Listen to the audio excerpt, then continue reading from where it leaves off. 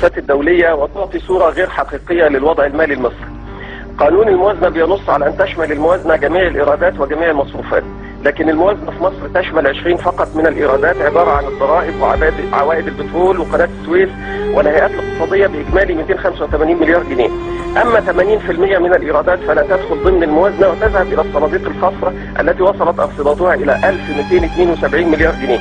هذه المبالغ تؤخذ من جيوب المواطنين البسطاء، تذكرة دخول مستشفى، غرامات، رسوم طريق، رسوم استخراج أوقاف رسمية وغيره.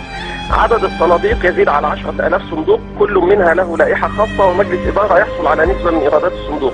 جهاز المحاسبات رصد مخالفات خلال العام الماضي وصلت إلى 3995 مليون جنيه، بخلاف ما يحصل عليه أعضاء مجالس الإدارات وغيرهم من المسؤولين من أموال تزيد على 100 مليار جنيه من جيوب الفقراء.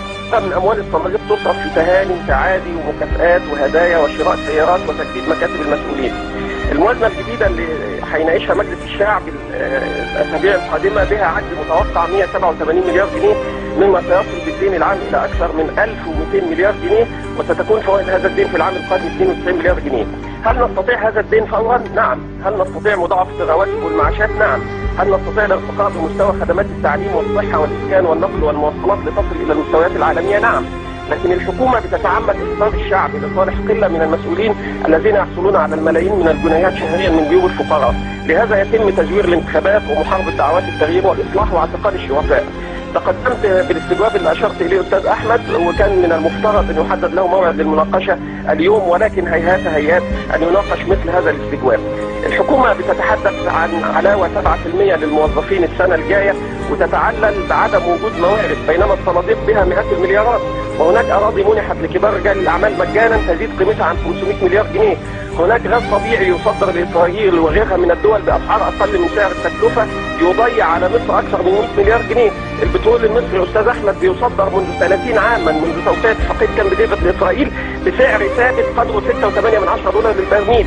هناك متأخرات ضريبية على كبار رجال الأعمال والصحف القومية تصل إلى 60 مليار جنيه.